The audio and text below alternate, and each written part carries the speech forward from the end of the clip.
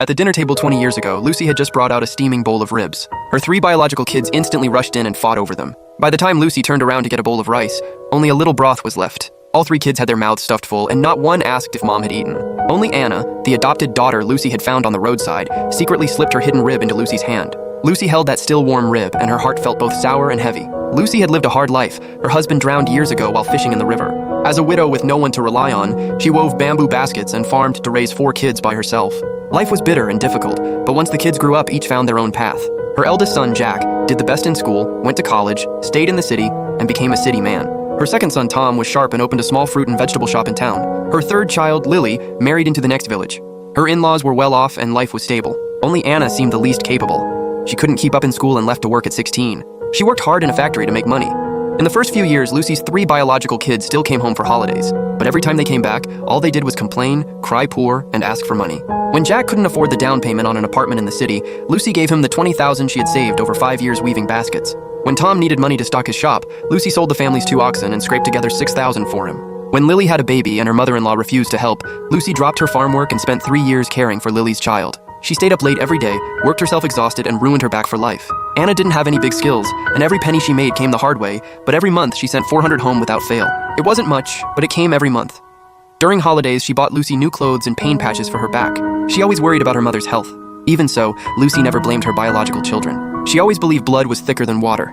They were her own flesh and blood, and life outside wasn't easy for them. She thought suffering a little more for them was nothing. She just had to get through it. Years earlier, when the village divided up private hillside plots, Lucy got a camellia oil grove. Every year, selling the oil brought in steady income. The village officials even came to persuade her to transfer the grove to her 2 sons, saying they would support her when she got old. Lucy was honest and didn't think too much. She signed it over to Jack and Tom.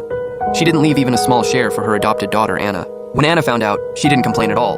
She just smiled and told Lucy, "Mom, whatever you decide is fine. Don't worry about me, I'm okay." But after Jack and Tom got the grove, they rented it out to someone else, making over $10,000 a year. The brothers pocketed every penny and never gave Lucy a cent in 20 years. In the blink of an eye, 20 years passed. Lucy turned 60, her legs got weak, and she could no longer weave baskets.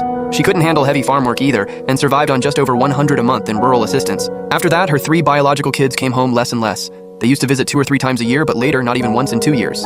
They barely even picked up her calls. When she called Jack, he was always busy with work. When she called Tom, he said customers were in the shop, then hung up after a few words. When she called Lily, her phone was always off. Lucy couldn't reach her at all. Only Anna came home every spring festival, no matter how busy she was, always carrying bags of food, clothes, and warm supplies. Before leaving, she would secretly tuck money into the cabinet or under the pillow. She regularly bought medicine for Lucy's back and kept taking careful care of her. Deep down, Lucy knew exactly who truly treated her well, but she was soft-hearted. She kept thinking about blood ties and held on to a little hope, she thought. Maybe if she waited longer, once their lives got better, they would come back and care for her. No one expected the town to suddenly post a redevelopment notice. Lucy's old home was included in the entire development zone. The old house, the land, the fields, and the camellia grove together brought the total compensation to $48 million.